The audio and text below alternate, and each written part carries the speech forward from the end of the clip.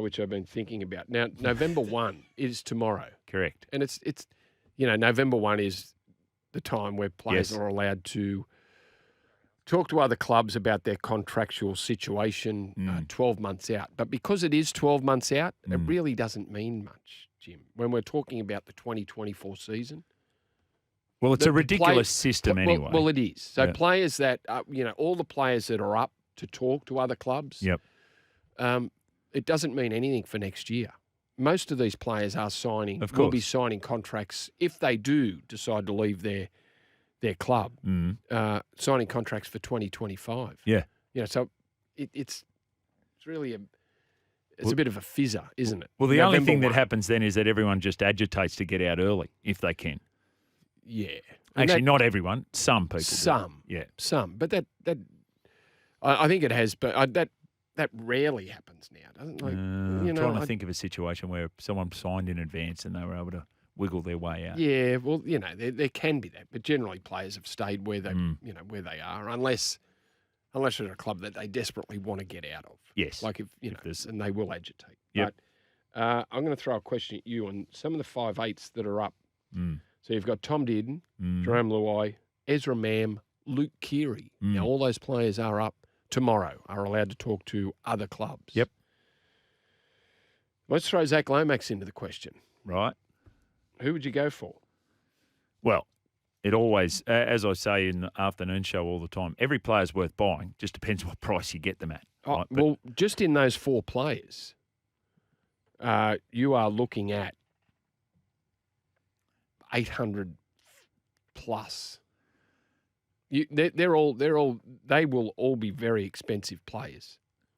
Just looking at that, there's no doubt that Jerome Luai is the best credentialed. 3-time premiership winner, state of origin player, played halfback in his national team or led the national team, so has got that capability to lead a team around the ground. So I totally understand why there's interest in him.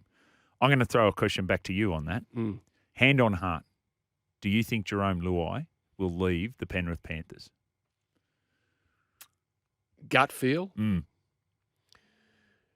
It's if offers are to what you think they will be and what the rumoured number that Jerome can earn a season. Just say they're north of $1.1 million a year, and Penrith stopped at $850, or that's what we believe anyway. Yeah, I can't confirm or deny that. No, of course I didn't anticipate that. No, I think he'll stay. 1.2. Well, I don't know. That's out of my. That's just sheer speculation. Yeah. So I really don't know. That's the decision that Jerome has to weigh up where that 1.2 is coming from, and what he gets out of playing at Panthers.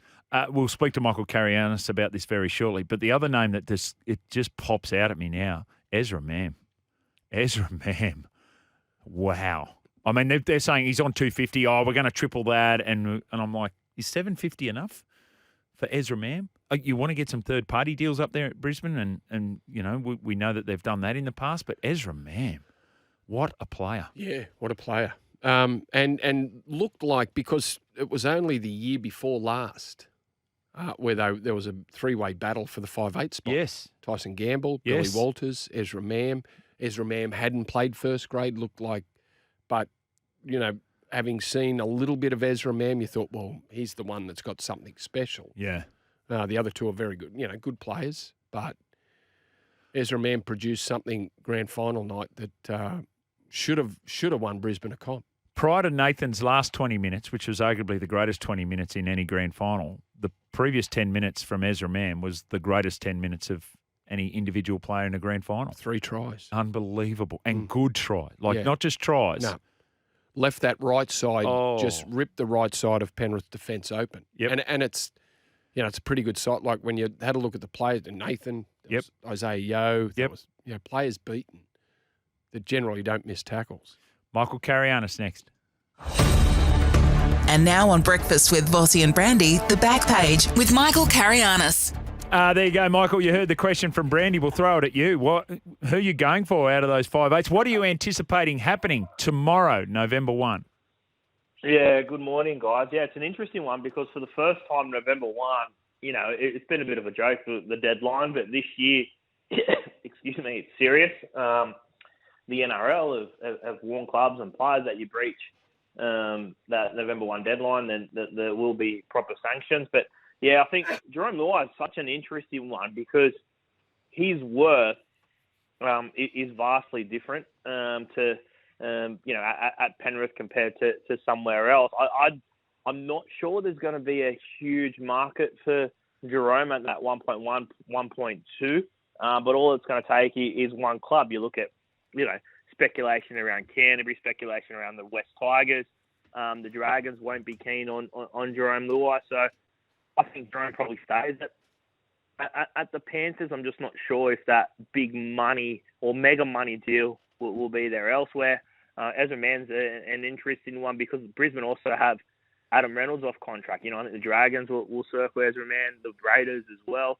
And that 750 mark should scale upwards, right? I think that should be the starting point for 25 if they keep Adam Reynolds for 12 months. And then as, that contract goes on, he becomes that number one playmaker and earns closer to that $1 million mark. It's interesting, isn't it? But Ezra Mapp, the Broncos have already lost Herbie Farnworth, Thomas Flegler. And you can imagine with the upgrades to Reece Walsh, Ezra Mam, some of the other players that they got coming off their books, it's, talking about juggling acts with your cap.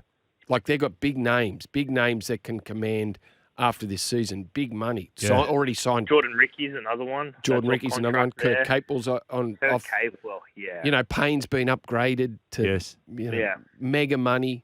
It's a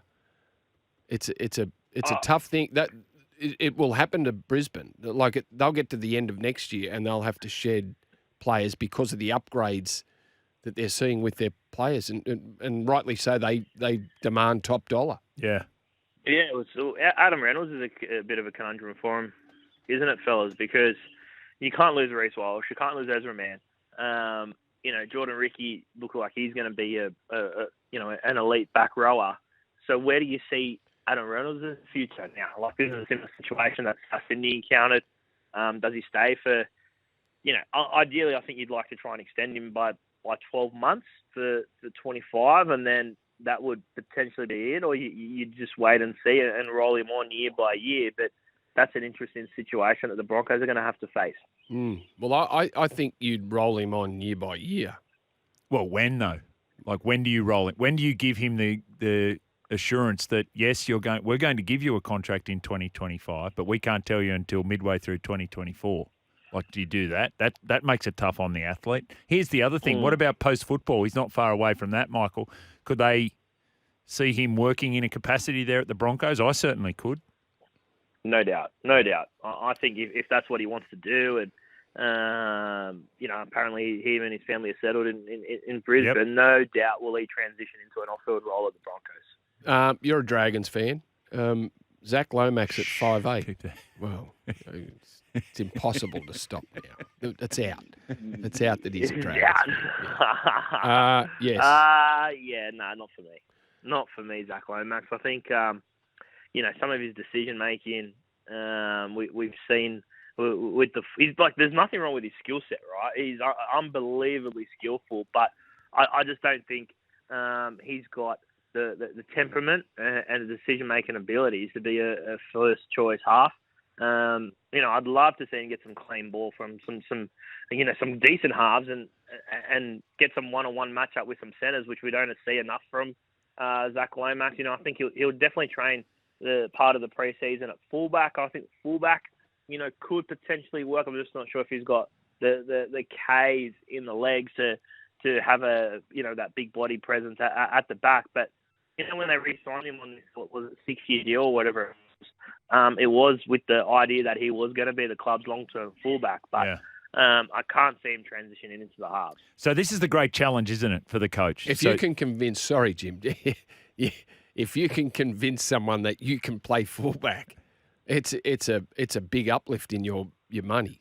And that's what Zach Lomax did. Well, that's what. And here's the other thing: what if he actually puts in a preseason where he does all the running required for fullback? And this is where Shane Flanagan has to work out: how do I convince my right centre, who's one of the best right centres in the league, when he plays at his best, that he's a right centre and that he's not a 5'8" and he's not a fullback? Like, that's the challenge of the coach, to convince them that that's really, really important that you play right centre. All right, let's have a look at some of these names on your list, mate, and you're going to tell us where they sign come November 1, or maybe a bit after. Jerome Luai. I say Penrith with Canterbury and Tigers as potential options. Bradman Best. Stays at Newcastle. They put a massive offer in for Bradman around that $700,000 mark. The West Tigers have, the Tigers are probably the ones to make a play there. That would be around $850, but I can't see Bradman Best leaving. Tom Dearden. Interesting one, real interesting. I think he's going to command that $1 million mark. The Dragons are going to go big for Tom Dearden. The Cowboys won't be able to match anywhere near that sort of figures, that $900,000 mark. So I think Dearden's going to be a real interesting one. Expect the Dragons to make a huge play for him. Is Helam Lukey up November 1? Because he's got an option his way. Right. Yeah. Okay. Because they're that they do seem heavy in terms of back rowers. Once they have to, if they re-sign Helam Lukey, it'll be on very good money. Jeremiah Nanai is already on that good money. He's been upgraded. They got Luciano Leilua, who's on good money, around 700, I think. I think Michael. You can't have three back rowers on 700,000. And what about the young kid Kelly Faluki? Yeah. He's Finny Fuiaki. Finny Fuiaki. Well, he must be in the sights of a lot of clubs. I'm going to say a dozen clubs. Yep. Brandy, because he's at that price point where, he's on a development contract, I think, next season, or very minimal top 30 deal. So his salary could jump from 120, 150 to $500,000, and that's no exaggeration.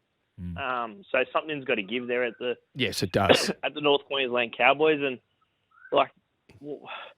for mine, if I'm sitting there, if I'm sitting there trying to break down that roster, and you look at who's not playing at market value at the moment, and the name that screams out to me is Jason Tamalolo.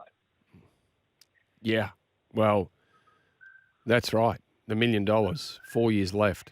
4 years left of that 10-year deal? Is there 4 years? I'm pretty sure there is, Yep. Yes, 4 years left, Okay, find a solution to it then, because you're going to have to pay $600, $700, maybe not that much, $500. If a club picked up Jason Taumalolo for $500,000, they'd be pretty ecstatic. Yeah. So maybe it's not that much. Even six. Yeah, no. Yeah. I still think he's up. You'd $7. You'd pay $7. Yeah. For Jason Taumalolo. Okay. Well, they're still kicking in $300. Yep. Okay. That's the interesting one. It is because they won't keep these kids if they don't do something with Jason Taumalolo. Ezra Mam. Yeah, I think he stays. I think they work out a way for him to stay, but I think that one will get drawn out a little bit. But he will stay and become Brisbane's main man in probably year 2 of that contract, year 2, year 3 of that contract with Reece Walsh. The interesting thing is they share the same management, Reece Walsh and Ezra Mam, so they're going to know exactly what each other's getting. Yep. Moses Suley?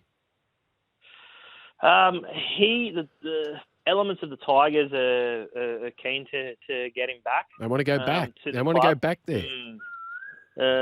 But they've going to make a play for Bradman Best. There's the Justin Olam thing still happening in the background. But I'm not sure what's going to happen with Moses Suley, because he's at his best he's a destructive centre, but he definitely needs some halves to make sure that he stays in the game. But I think there'll definitely be a market for him. Jacob Saifidi. Yeah, I think he stays as well. He's in his honeymoon in the Maldives at the moment. Jacob contemplating the offer that the Knights have put forward to him, which is a good deal. Complicating that one is that Daniel's on a ridiculous deal, right? Daniel's on a deal around that 850 mark, so which is overs for Daniel Safidi. So when his brother hears that, I think, and Jacob has arguably gone past Jacob the last couple of years. He's played Origin. I know Daniel's played a fair bit of Origin, but Jacob's the most recent Origin player of the pair. So, but I think he stays. But if I'm someone like Cronulla or Canterbury are crying out for a middle, I think for someone like Cronulla, the issue for mine with Cronulla is that their middles, a lot of their forwards are the same in terms of their shape and the way they play. I'd be trying to make a sneaky play for Jacob. Yeah, when Hamlin Welle was out this year, they missed him desperately because he just provided a bit of size and a bit of leg speed. Luke Keary stays at the Roosters, doesn't he? If he wants to play on, yeah. If he does, yeah, I think he'll be a 12-month by 12-month player now, and the same probably with Jared or Hargraves. I think if he wants to stay in the NRL and play on, he'll only be at the Roosters. Yeah. Michael, are you doing this from the National Park or what's going on? The bird sanctuary. You don't want me to be inside because the noise inside will be worse than the noise outside at the moment. Trust me. Watch out for the cassowaries up there. I'm just on the deck. The bin chickens. I can't win if I'm inside. We've got the bub blowing up. I've got trying to keep the dog quiet. Okay, well, you just answered one of the questions that I threw at Jimmy this morning about which State of Origin player was mulling over a contract extension while in the Maldives. Yes. So that is Jacob Saifidi. Definitely Jacob Saifidi. Okay. Was there any other questions I had for you that you couldn't answer that maybe? We worked out it was Steve Jackson, the mayor. The mayor. Yep. And it was Tyrell Lomax, Johnny Lomax's son. Mm. And the official that was in Newcastle was Gus Gould.